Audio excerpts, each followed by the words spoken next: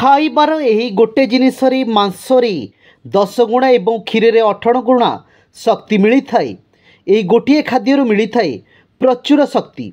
मांस ठारू 10 गुण अधिक मिली थाए शक्ति। दृष्टि रे देखी पाद रखिबा उचित। पानी छाणिकी शुद्ध करी पीवा उचित। शास्त्रु शुद्ध करी वचन कहिबा उचित। मनरे विचार करी काम करिबा उचित। धनहीनाथीन व्यक्ति को हीनरे गणा जाए नहीं। निश्चय कि से धनी अटे। विद्या धनरे हीन व्यक्ति ही सबु जिनसरे हीन हटे।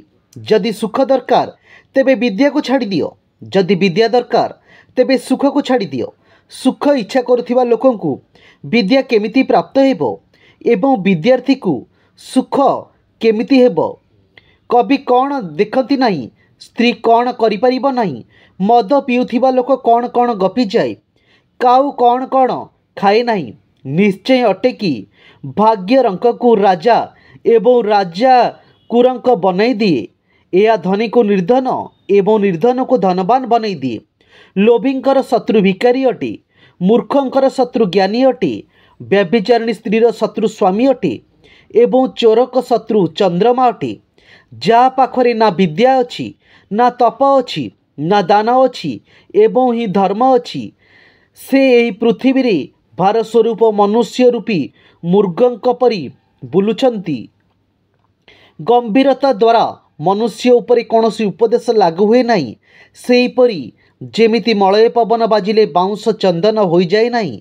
जहाँकर स्वाभाविक वृद्धि नहीं किंबा जहाँकु कुशाग्र नहीं, तांको पई शास्त्र कौन करिपारिबो।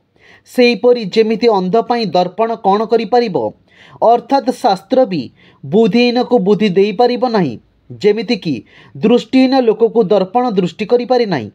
दुर्जन को सुजन बनाइबा पई एई पृथ्वी रे किछि भी उपाय नहीं। सेहीपरि जेमिति माल त्याग करुथिबा इंद्रिय को हजार थर धोइले भी से श्रेष्ठ हो जाए नहीं। निजठू बड़ लोक को देश करने द्वारा जीवनर नाश होता है। शत्रुंक सह दोष कारण धनर नाश होता है। राजा सह दोष करने द्वारा सर्वनाश हो जाए, किंतु ब्राह्मण सह देश करने द्वारा संपूर्ण कुलर नाश हो जाए। निज भाई बंधु को पाखकू बिना धनरे जीवाठू भल बड़ बड़ हाथी एवं बाघ खाइथिबा वृक्ष तले पड़िथिबा फल को खाइबा, जल को पीवा, घासरे शोइबा, गछर छाल पिंधिबा उत्तम अटे। ब्राह्मण वृक्ष अटे, संध्या ताहार चेर अटे, वेद शाखा अटे, धर्म तथा धर्म ताहार पत्र अटे। सेथिपई ब्राह्मणर कर्तव्य कि से चेरर रक्षा करू, कारण चेर कटिजीव पर ना तो गछर पत्र रहिबो आउ नाही शाखा। जहाँकर लक्ष्मी माता अटंती एवं विष्णु पिता अटंती, भाई बंधु विष्णुकर भक्त अटंती, तांको पई तीन लोक स्वदेश परि अटे।